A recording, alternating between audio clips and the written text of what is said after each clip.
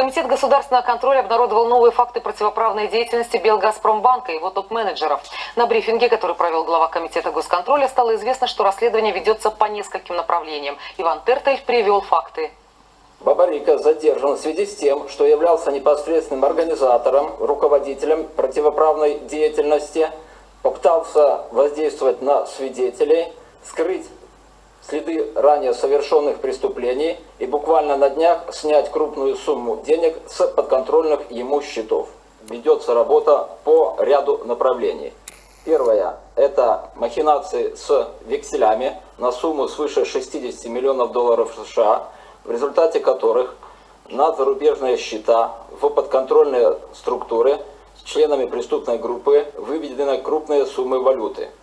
Кроме того, нами установлены отмывочные схемы, по которым осуществлялся вывод в иностранные банки больших сумм валюты на подконтрольные структуры.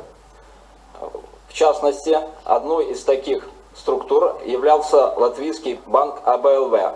Согласно данным, которые мы получили от наших латвийских коллег, за несколько лет в интересах этого банка на его счета со счетов Белгазпромбанка было выведено свыше 430 миллионов долларов США.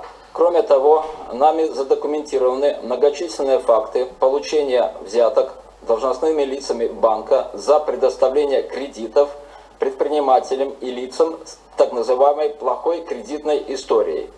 Установлена также причастность ряда должностных лиц к организации схем, связанных фактически к принуждению граждан в получении кредитов на свое имя с последующей передачей им денежных средств и обеспечением этими средствами граждан за проценты.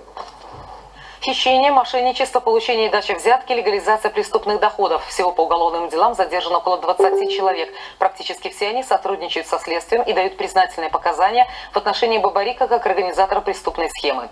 Белорусские правоохранители сейчас сотрудничают с коллегами из 18 стран, направлены соответствующие запросы, в том числе и в США, в страну-лидер по борьбе с отмыванием денег.